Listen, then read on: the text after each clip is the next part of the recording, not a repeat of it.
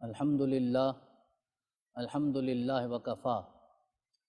والصلاة والسلام علی محمد المصطفیٰ والسلام علی من اتبع الہدی۔ صدق اللہ العظیم۔ ان اللہ ملائکتہ یصلون علی النبی یا ایھا الذین آمنوا صلوا علیہ وسلموا تسلیما۔ اللہم صلی علی سیدنا مولانا محمد وعلی آل سیدنا مولانا محمد مبارک وسلم وصلی علیہ۔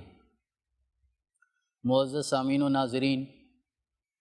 آج ایک ایسے پاکیزہ موضوع پہ گفتگو کرنے کا ہمیں موقع مل رہا ہے جس موضوع کا تعارف ہی انسان کی مغفرت اور بخشش کے لیے کافی ہے، اور یہ ذکر حقیقت میں ذکر مصطفیٰ ہی ہے، بلکہ ذکر مصطفیٰ کا کمال، ذکر مصطفیٰ کا عروج اور ذکر مصطفیٰ کا تتمہ ہے، اور وہ ذکر ہے اہل بیت پیغمبر کا، نبی اکرم علیہ تحیت و ثنا کے گھر والوں کا تذکرہ، نبی اکرم کے اپنوں کا تذکرہ۔ دیکھیں، دو طرح کے لوگ ہوتے ہیں، کچھ وہ لوگ ہیں جن کا تعلق نبی اکرم علیہ تحیت و ثنا کے مشن کے ساتھ ہے، اور کچھ ہستیاں وہ ہیں جن کا مشن مصطفیٰ سے بھی تعلق ہے اور وجود مصطفیٰ سے بھی تعلق ہے۔ تو یہ تو نبی اکرم علیہ تحیت و ثنا کے وجود کا حصہ ہیں، جنہیں ہم اہل بیت کہتے ہیں، اور پھر اگر ان کی مزید تخصیص کریں تو ہمیں پنج تن پاک کی ایک اصطلاح بھی ملتی ہے۔ تو پنج تن پاک، جس میں رسول اکرم کی ذات ہے، جس میں جناب زہرا پاک سلام اللہ علیہا ہیں، مولا کائنات شیر خدا حیدر کرار اسد اللہ الغالب علی بن ابی طالب کی ذات گرامی ہے، حضرت امام حسن علیہ السلام ہیں، حضرت امام حسین علیہ السلام ہیں۔ لیکن جب ہم اہل بیت کی اصطلاح استعمال کرتے ہیں تو وہ پنج تن پاک کی نسبت عام ہو جاتی ہے، تو اس میں ازواج مطہرات بھی شامل ہوتی ہیں۔ یہی اہل سنت والجماعت کا متفقہ عقیدہ ہے۔ تو آج ہم اہل بیت اطہار کی فضیلت پہ بات کریں گے، ان ہستیوں کے مقام پہ بات کریں گے، ان کی محبت پہ بات کریں گے۔ کسی بھی بندہ مومن کی زندگی میں ان کی محبت کی حیثیت کیا ہے، ہم اس حوالے سے بات کرنا چاہیں گے۔ تو یہ آج کا ذکر تطہیر کا ذکر ہے، طہارت کا ہے، عفت کا ہے، حیا کا ہے، پاک دامنی کا ہے۔ ان ہستیوں کا صرف نام لینے سے اللہ راضی ہوتا ہے، اور اگر ہم کام بھی وہ کریں جو ان ہستیوں نے کیے ہیں، پھر میرا رب کتنے انعامات عطا فرمائے گا۔ تو ہم آغاز کرنا چاہیں گے قرآن عزیز سے۔ تو قرآن پاک نے جہاں مختلف عنوانات مستقل بیان فرمائے ہیں، ان میں اہل بیت اطہار بھی قرآن عزیز کا ایک مستقل عنوان ہے۔ آیت تطہیر میں دیکھ لیجئے، آیت مودت میں دیکھ لیجئے، آیت مباہلہ میں دیکھ لیجئے، آیت ابرار میں دیکھ لیجئے، اور بلکہ پوری کی پوری سورہ کوثر دیکھ لیجئے۔ اللہ رب العزت نے ان ہستیوں کا جا بجا ذکر فرمایا، ان کی فضیلت کو بیان فرمایا۔ انما یرید اللہ لیذھب عنکم الرجس اہل البیت ویطہرکم تطہیرا، کہ اللہ رب العزت نے یہ ارادہ فرما لیا ہے کہ رجس کا اہل بیت پیغمبر کے ساتھ کوئی تعلق نہیں ہے، وہ فکری رجس ہو، وہ جسمانی ہو، وہ روحانی ہو، اس کا اہل بیت پیغمبر کے ساتھ کوئی تعلق نہیں ہے۔ اللہ رب العزت نے اتنا انہیں پاکیزہ کر دیا، نہ صرف یہ خود پاکیزہ ہو گئے بلکہ ان کے ساتھ جو لگ گیا اللہ رب العزت نے اسے بھی پاکیزگی عطا فرما دی۔ کوئی بھی پیغمبر جب دنیا میں آتا ہے تو قرآن عزیز نے بیان فرمایا کہ منصب رسالت کی 4 بنیادی ذمہ داریاں ہوتی ہیں۔ تلاوت کتاب ہے، تعلیم کتاب ہے، تعلیم حکمت ہے، اور تزکیہ نفس کرنا ہے۔ وہ حضرت آدم علیہ السلام سے لے کر جناب رسول اللہ تک جتنے انبیاء ہیں ان کا یہی کام ہے۔ جناب رسول اللہ بھی اسی مقصد کے لیے آئے، آقا کریم ہمارے لیے مزکی بن کے آئے، تزکیہ نفس کرنے والے۔ تو آج اگر 1400 سال بعد کوئی بندہ مومن رسول اللہ کے ساتھ اپنی وفا اور ایثار اور استقامت کا رشتہ قائم کرتا ہے تو گنبد خضرا سے فیضان نصیب ہوتا ہے اور تزکیہ نفس ہو جاتا ہے۔ تو جو ہستیاں رسول اکرم کے وجود کا حصہ ہیں، میرے رب نے انہیں کتنا پاک کیا ہوگا۔ اب جو ان کے ساتھ لگ جاتا ہے، میرے رب نے انہیں بھی پاکیزگی عطا فرمائی۔ ام المومنین جناب عائشہ صدیقہ رضی اللہ تعالیٰ عنہ وسلام اللہ علیہا، آپ روایت کرتی ہیں کہ رسول اکرم علیہ تحیت والثناء نے ایک کالی کملی چادر اوڑھی ہوئی تھی، اور اس میں حضرت امام حسن علیہ السلام ہیں، حضرت امام حسین علیہ السلام ہیں، مولا علی آئے، انہیں بھی ساتھ کر لیا، جناب زہرا آئے، اور پھر آقا کریم نے ہاتھ اٹھا کے اللہ پاک کی بارگاہ میں عرض کیا، کیا میرے رب یہ میرے اہل بیت ہیں، انہیں طہارت عطا فرما۔ اور اسی حدیث مبارکہ کو حدیث کسا بھی کہا جاتا ہے، یعنی وہ مبارک لوگ جنہیں رسول اکرم علیہ تحیت والثناء نے اپنی کالی کملی میں لیا۔ وہ کیونکہ رسول اکرم سمیت 5 لوگ تھے تو 5 تن پاک کی اصطلاح بھی اسی حدیث مبارکہ سے ہمارے سامنے آتی۔ پھر اللہ رب العزت نے یہ بھی ارشاد فرمایا، قُلْ لَا أَسْأَلُكُمْ عَلَيْهِ أَجْرًا إِلَّا الْمَوَدَّةَ فِي الْقُرْبَى، اے میرے پیغمبر، اے میرے محبوب نبی، اے وجہ تخلیق کائنات، اے محمد رسول اللہ صلی اللہ علیہ وسلم، آپ فرما دیجئے کہ میں تم سے کسی بھی اجر کا کوئی مطالبہ نہیں کرتا سوائے اس کے کہ میرے جو قربا ہیں، میرے قرابت دار ہیں، ان سے مودت اور محبت کی جائے۔ سارے مفسرین نے لکھا ہے کہ محبت کی کیونکہ ایک حد ہوتی ہے، تو جہاں محبت کی حد ختم ہو جاتی ہے اس سے آگے مودت کا سلسلہ جو ہے وہ شروع ہوتا ہے، یعنی محبت کی انتہا اور مودت کی ابتدا وہ ایک سنگم پہ ہوتی ہے۔ تو ان ہستیوں کے ساتھ صرف محبت کا حکم نہیں ہے، مودت کا حکم ارشاد فرمایا گیا۔ صحابہ کرام نے عرض کیا، یا رسول اللہ صلی اللہ علیہ وسلم آپ ارشاد فرمائیے کہ وہ قربا کون ہیں جن کے ساتھ اللہ نے محبت ہم پہ واجب کر دی ہے، لازم کر دی ہے، جن سے محبت کرنا ضروری ہے؟ تو رسول اللہ نے ارشاد فرمایا کہ وہ فاطمہ ہے، وہ علی ہے، وہ حسن ہے، اور وہ حسین ہے۔ یعنی 5 تن پاک کی محبت کو، اہل بیت پیغمبر کی محبت کو اللہ رب العزت نے قرآن عزیز میں اجر رسالت قرار دیا ہے۔ ارشاد فرمایا جو اپنے رسول کو راضی کرنا چاہتا ہے وہ ان سے محبت کرے۔ تو اللہ کے پیارے رسول نے جتنی محنت کی ہے تبلیغ رسالت کے لیے، آپ نے جتنی اذیتیں اور تکلیفیں برداشت کی ہیں، جب آپ نے اعلان نبوت فرمایا، لوگوں نے رسول اکرم علیہ تحیت والثناء کو روحانی ایذا بھی دیا ہے، آپ کو طعنے دیے، جسے صادق کہتے تھے انہیں کاذب کہنا شروع کر دیا، مجنوں کہنا شروع کر دیا، شاعر کہتے تھے، اور بھی بہت ساری چیزیں ہوتی تھیں جو رسول اکرم کی طرف منسوب کی جاتی، جسمانی اذیتیں۔ سین حرم میں آقا نے سر رکھا ہے سجدے میں، اور آگ کی مبارک پشت پہ اوجڑی کو ڈال دیا جاتا ہے، طائف کے بازاروں میں پتھر مارے جاتے ہیں، شیب ابی طالب میں 3 سال تک فاقے کرنے پڑتے ہیں، پھر بدر میں جو ہوا، احد میں ہوا، تو ارشاد فرمایا میں ان ساری چیزوں پہ تم پہ کسی بھی اجر کا مطالبہ نہیں کرتا، صرف اتنا تقاضا کرتا ہوں کہ جو میرے اپنے ہیں، جو میرے قرابت دار ہیں، جو میرے وجود کا حصہ ہے، تم ان سے محبت کرو۔ یہ قرآن عزیز نے واضح طور پہ حکم ارشاد فرما دیا۔ اس آیت مبارکہ سے بھی یہی پیغام ہمارے سامنے آتا ہے۔ پھر 9 ہجری میں 24 ذی الحج کو عیسائیوں کا نجران سے ایک وفد آتا ہے، وہ فرزندان تثلیث ہیں، جو عقیدہ تثلیث رکھتے ہیں، ٹرینٹی کا عقیدہ ہے ان کا، جو استغفر اللہ معاذ اللہ، جناب عیسیٰ علیہ السلام کو ابن اللہ کہتے ہیں۔ عیسیٰ علیہ السلام کے دنیا میں آنے کو استغفر اللہ، اللہ کی تجسیم کی مشابہت قرار دیتے ہیں کہ یہ اللہ کے ظہور کا مظہر بن کے آئے ہیں، اور روح القدس باپ بیٹا ان تینوں کو ملا کر اللہ کے اوصاف کا عکس قرار دیتے ہیں۔ یہ عقیدہ تثلیث رکھنے والے لوگ، رسول اکرم نے انہیں بتایا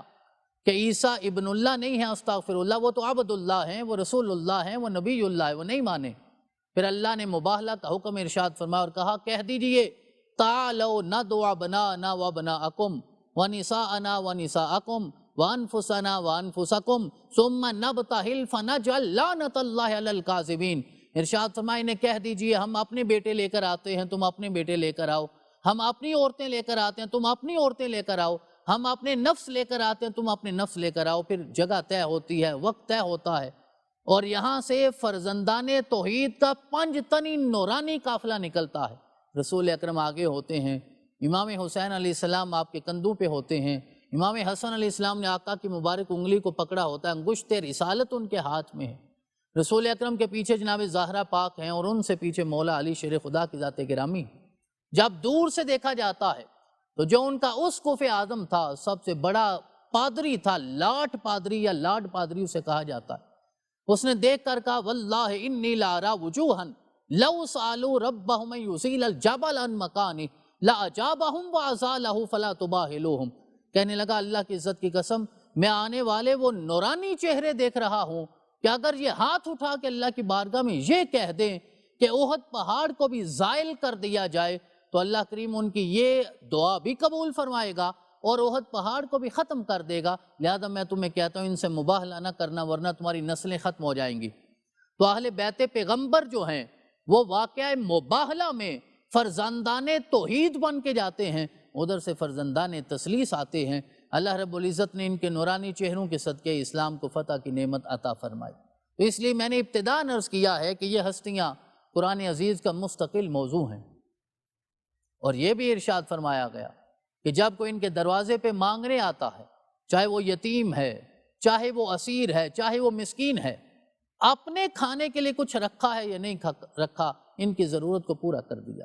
اور پھر اللہ کریم کی بارگاہ میں عرض کرتے ہیں کہ ہم نے تو اس لیے انہیں پیش کیا کہ تو راضی ہو جائے۔ ہم یہ نہیں چاہتے جنہیں دیا ہے وہ ہمارے شکر گزار بنے، ہم تو تجھے راضی کرنا چاہتے، یہی مقصود ہے۔ پھر ارشاد فرمایا گیا اِنَّا أَعْطَيْنَاكَ الْكَوْثَرَ، کہ میرے پیغمبر آپ پریشان نہ ہوں، آپ کے بیٹے کے جانے سے آپ کا سلسلہ نسل منقطع نہیں ہوگا، ہم آپ کا سلسلہ نسب اور سلسلہ نسل آپ کی بیٹی جناب فاطمہ الزہرا سے جاری رکھیں گے۔ تو جناب زہرا پاک جو ہمیں پرکار عشق کی صورت میں، مرکز محبت کی صورت میں نظر آتی ہیں، کہ جن کی ایک نسبت جناب رسول اللہ کے ساتھ بیٹی ہونے کی ہے، جن کی ایک نسبت تاجدار حل عطا کی بانو ہونے کی، آپ کی زوجہ ہونے کی ہے، اور ایک نسبت جناب حسنین کریمین کی مادر ہونے کی، ماں ہونے کی ہے، ام و سادات ہونے کی ہے۔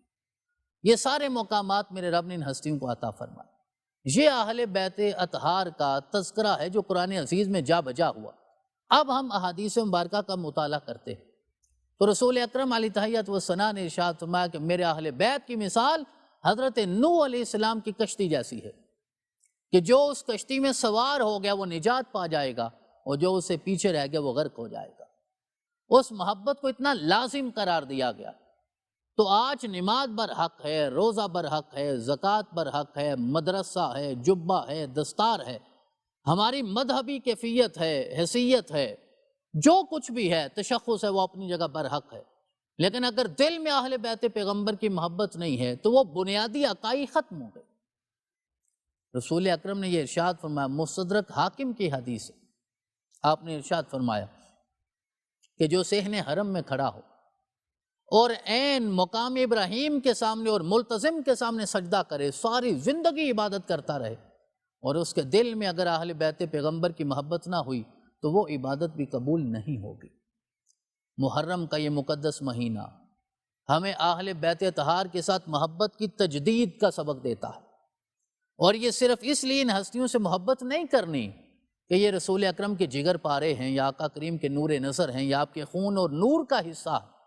بلکہ ان ہستیوں نے یہ ثابت کر کے دکھایا ہے کہ رسول اکرم نے ہمیں جو سبق دیا تھا ہم ساری زندگی اسے بھولے نہیں ہیں۔ حضرت سیدہ خاتون جنت سلام اللہ علیہا کی ذات، آپ نے عفت و حیا کا پیغام دیا، آپ نے پاک دامنی کا پیغام دیا، آپ نے زہد و قناعت کا پیغام دیا، آپ نے اثار اور سخاوت کا پیغام دیا، آپ نے زمانے کو یہ بتایا ہے کہ دین صرف عبادات کا نام نہیں ہے، دین تو صبر کا نام بھی ہے، ایثار کا نام بھی ہے، فاقہ کشی کا نام بھی ہے، سخاوت کا نام بھی ہے، اور کسی اور کی ضرورت کو اپنی ضرورت پہ ترجیح دینے کا نام بھی ہے۔ ساری رات سر سجدے میں رکھنا ہے، اور جب دعا کرنی ہے تو اپنے لیے بعد میں کرنی ہے اور اغیار کے لیے دعا پہلے کرنی ہے۔ یہی حضرت زہرا پاک کی زندگی کا سبق ہے، اور زہرا تو نام ہی طہارت کا ہے، زہرا تو نام ہی پردے کا ہے، اور وہ نام اتنا پاک ہے جسے ہم فاطمہ کہتے ہیں کہ رسول اللہ نے ارشاد فرمایا میں نے اپنی بیٹی کا نام فاطمہ اس لیے رکھا ہے کہ فاطمہ کو تو میرا رب جنت کی اعلیٰ نعمتیں عطا فرمائے گا، اس پہ تو جہنم کو حرام کر ہی دیا ہے، لیکن اس کی ذریت میں بھی حرام کر دیا، اور جو دل سے ان کا احترام، ادب اور محبت کرتے ہیں اللہ نے اس میں بھی جہنم کی آگ کو حرام کر دیا۔ تو یہ نام ہی اتنا پاکیزہ ہے، ان ہستیوں کے نام ہی بڑی لذت والے ہیں، بڑی حلاوت والے ہیں، بڑی برکت والے ہیں۔ یہ تو نام ہی بغیر وضو کے نہیں لینے چاہیے، بغیر طہارت کے یہ نام ہی نہیں لینا چاہیے، کام تو پھر بہت اعلیٰ ہے۔ مولا کائنات شیر خدا تاجدار حل عطا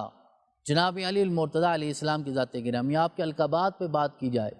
یا آپ کے نام پہ بات کی جائے، آپ کا نام ہی علی ہے، تو میرے رب نے آپ کو بلند کر دیا، ہمیشہ کے لیے بلند کر دیا۔ آپ کو جھکانا چاہے تو جھکا نہیں سکتا، آپ کو گٹانا چاہے تو گٹا نہیں سکتا، آپ کو خسارہ کرنا چاہے تو کر نہیں سکتا۔ آپ پیدا تو کعبے میں ہوتے ہیں،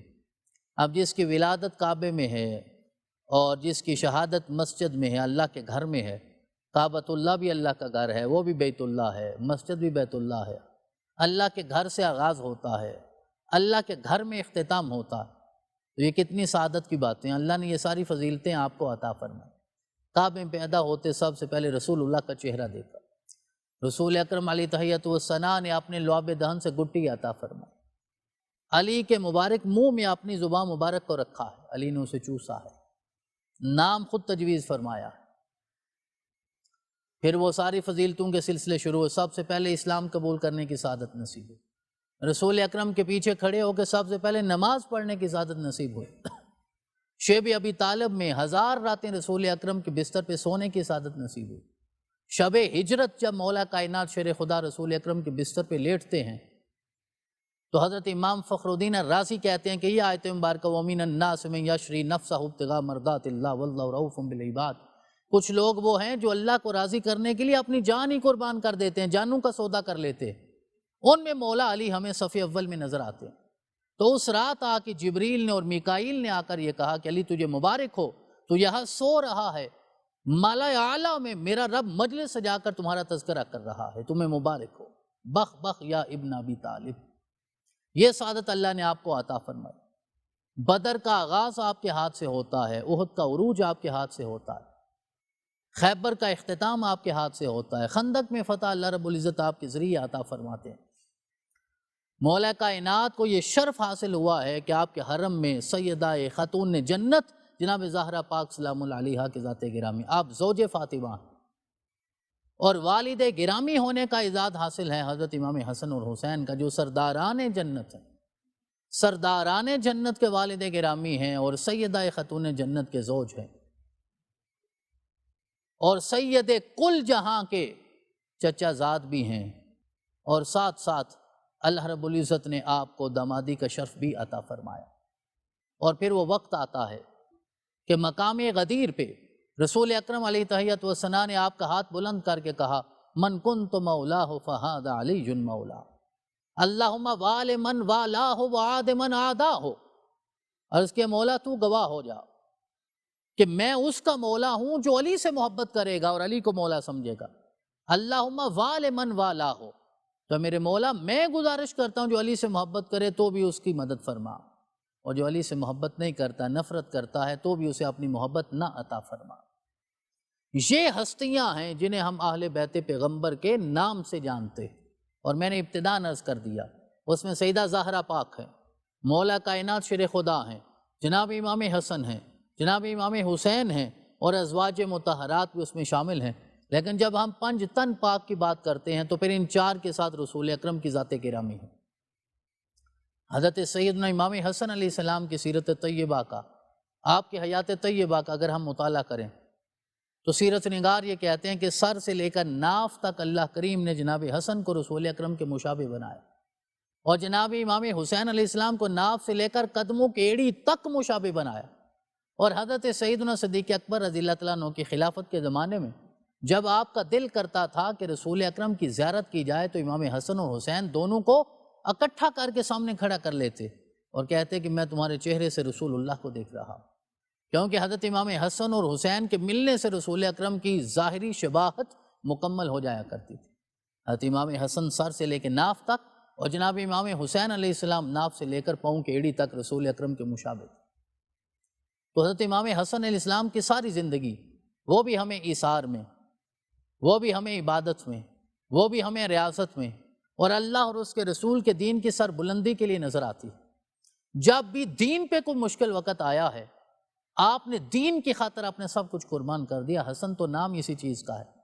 اور اللہ رب العزت نے حلم اور بردباری اتنی عطا فرمائی تھی جناب حسن علیہ السلام کو کہ زمانے میں آپ جیسا کوئی نہیں تھا۔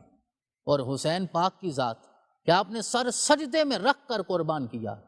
تو جناب حسن پاک کی زندگی اور جناب حسین پاک کی زندگی سے یہ پیغام ملتا ہے اللہ کو راضی کرنے کے لیے اپنا سب کچھ قربان کر دیا جائے تو وہ بھی کم ہوگا۔ تو یہ وہ ہستیاں ہیں جن کی سیرت پہ بات کی جائے، جن کی فضیلت پہ بات کی جائے، اور جن کی محبت پہ بات کی جائے تو ایک زندگی کم ہے۔ دعا ہے اللہ کریم کی بارگاہ میں کہ وہ ہمیں ان سے سچی محبت بھی عطا فرمائے اور ان کی سیرت پر عمل کرنے کی توفیق بھی عطا فرمائے۔